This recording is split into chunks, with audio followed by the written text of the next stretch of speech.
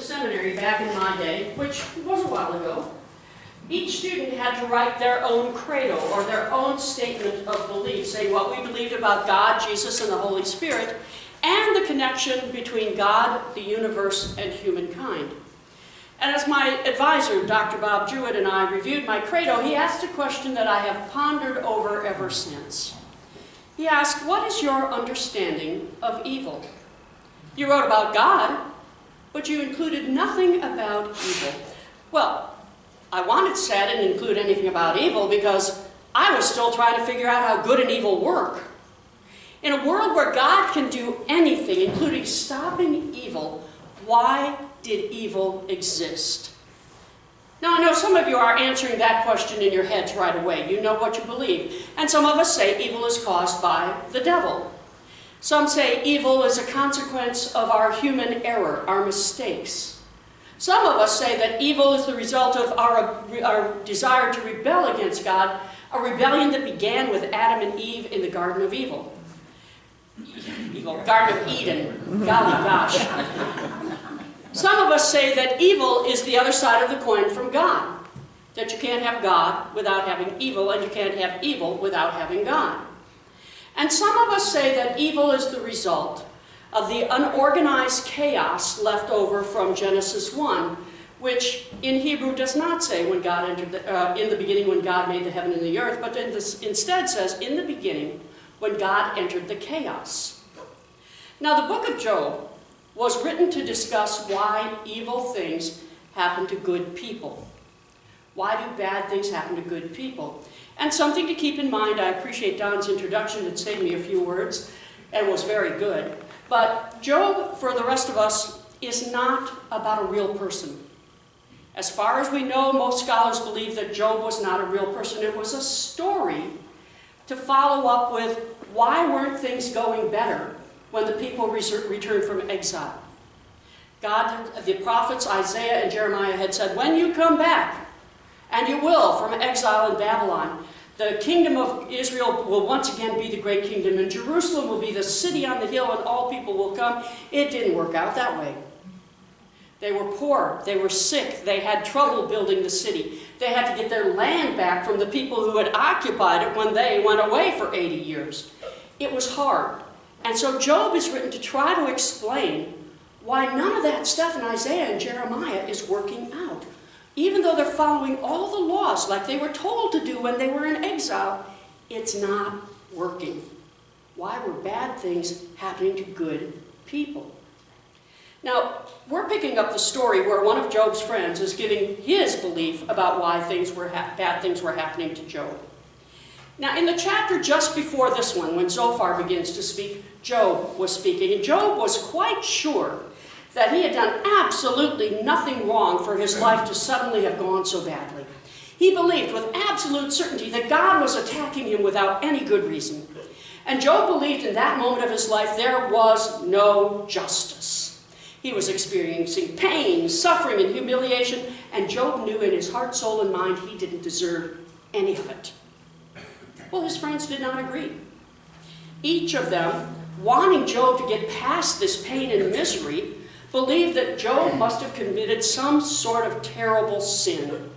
And if he would only confess what he had done wrong, it would get better again.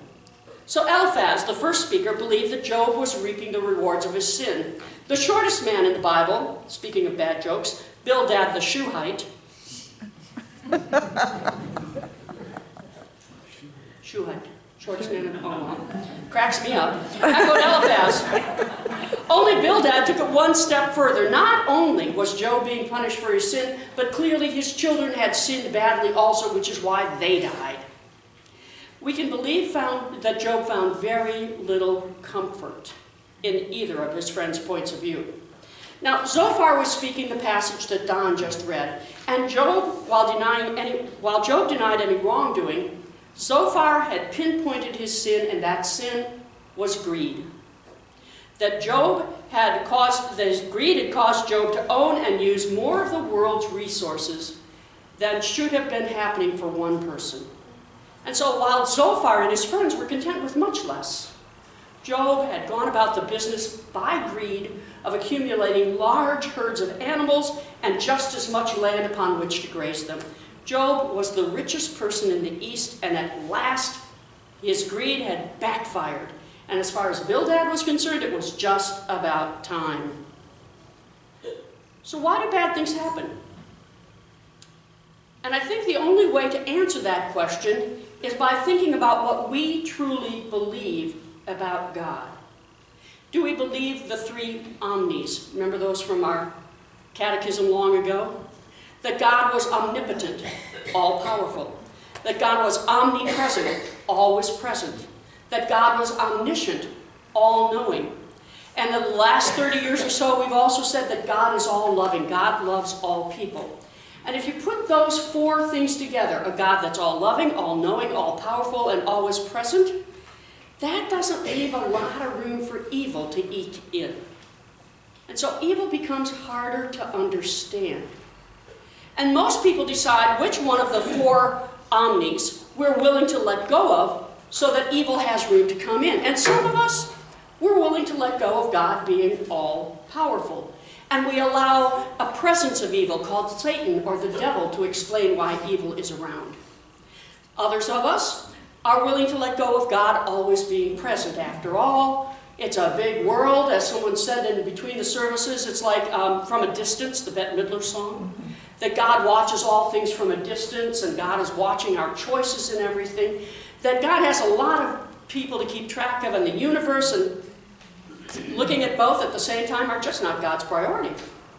And some of us are willing to say that God is not all-knowing, that God continually learns from human actions, just as parents continually learn from their children. And some are even willing to say that God really does hate some people. Listen to the TV preachers after a natural disaster takes place. And it happened because we allowed those sinful, hateful people to live amongst us, and God is punishing us. Because God hates those people, and we should too. Well, the more we think about God, humankind, and the universe, the more we realize that none of those explanations really encompasses it all. In fact, the more we think about God and evil and humankind, the more we become willing to admit that we don't really know as much about God as we think we do. And we don't really know as much about evil as we think we do. And we really don't know how God and the universe really work as much as we would like to. Now, I'm a firm believer in science. I believe science is important. It helps us to bring God's miracles of health and well-being and utilizing the universe to the fore. God works through science, but there comes a point when we just have to admit we don't always understand why evil or bad things happen to good people. And we're not always sure why good things happen to people that are just really scum. I said it out loud. Perhaps we can learn to accept that we will never truly understand everything about God. Perhaps we can learn to accept that we will never truly understand everything about evil. And perhaps we can even come to the point of admitting all of this is beyond our comprehension, and all of it is beyond our control. Because at some point we come to the realization that the only thing we can control is our reaction to our feelings. Our feelings are God-given. We can't stop them from happening. People try, but it doesn't really work. It just explodes later. But what we can control is how we react to our feelings. Beyond that, there is one Messiah, and we are not it. That doesn't stop Christian theologians from trying to explain everything. For 2 millennia, Christian theologians have tried to understand and state a system of beliefs that explains everything. And the fancy name for it is systematic theology. And systematic theology believes that God, the universe, and humankind, evil, all of that stuff, can be built like a Legos model. You start with one belief and you put it in place. You add the second belief and put it in place. You add the second one and put it in place. And when you're all done, you have this really huge Lego model that will explain everything. Well, I've always thought systematic theology was a crock. Because as much as we try to explain everything, every systematic theology has a flaw or a weak point. And as soon as there's a flaw or a weak point, guess what? The whole model falls apart. We want to understand and explain everything, but to date, no one has been able to do it. However, as United Methodists, we believe that we are thinking and reasoning people, and we want to be able to give words to our beliefs. And as people of the 21st century who've had the scientific method for 400 years or more, we want to believe that we can explain everything. In spite of that, no one has come up with one coherent explanation for why everything is the way it is. In a world that we believe God is all around and all loving and all those other omnis, evil can still exist. Bad things can happen. And as soon as we think we've got it figured out, life throws something at us and the whole model falls apart again. Now, to deal with our lack of control, most of us try to find blame. Because if we can blame something or somebody, we can understand why things happen, and then we can cause it not to happen again. Have you ever talked to, if you've been divorced, or talked to somebody whose relationship is broken up? Often when people come to talk, they want to know what happened to you so they can keep it from happening to them. It's the same thing with illness. When we become ill, people want to come and find out how that happened so they can stop it from happening to themselves. When people make a mistake that results in a disaster of some sort, we come and try to find out what mistake did they make so we can stop it from ever happening again. But guess what? We can't. Life happens. And perhaps rather than trying to understand the how and the why, we can begin to accept that we'll never understand the intricacies of good and evil. We'll get glimpses, but we'll never fully be able to explain it. And perhaps the best thing we can do is turn to God with hope and courage and faith, the support we need when it feels as though life is punishing us.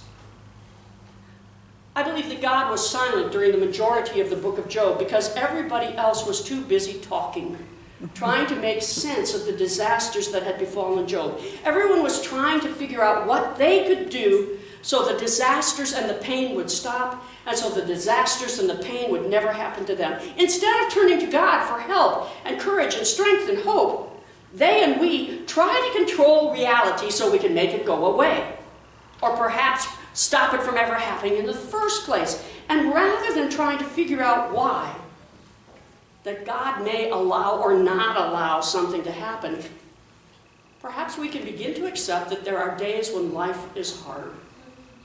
And some days, life just stinks. And the good news is it won't be hard and it won't stink forever. It'll come back to being a great day. And we'll try to figure out how we can hold on to that, knowing that it's going to stink again one day, and then it's going to get better again one day. And the good news is God is there through every single one of those days. And rather than try to prevent the bad and encourage the good and think that we can control this, we can just say, you know, God, thank you for the good days, and thank you for being there to help when there are bad days. Because the best I can do is lean on you. The best we can do is look to God, who made us, who loves us, who wants things to go well, but realizes that stuff happens. And if we turn to God with hope and promise, and accept God's love for us, and accept God's forgiveness for us,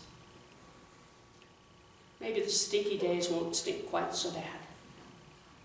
Because we will know that God is walking with us. And for that, we can give thanks to God. Amen.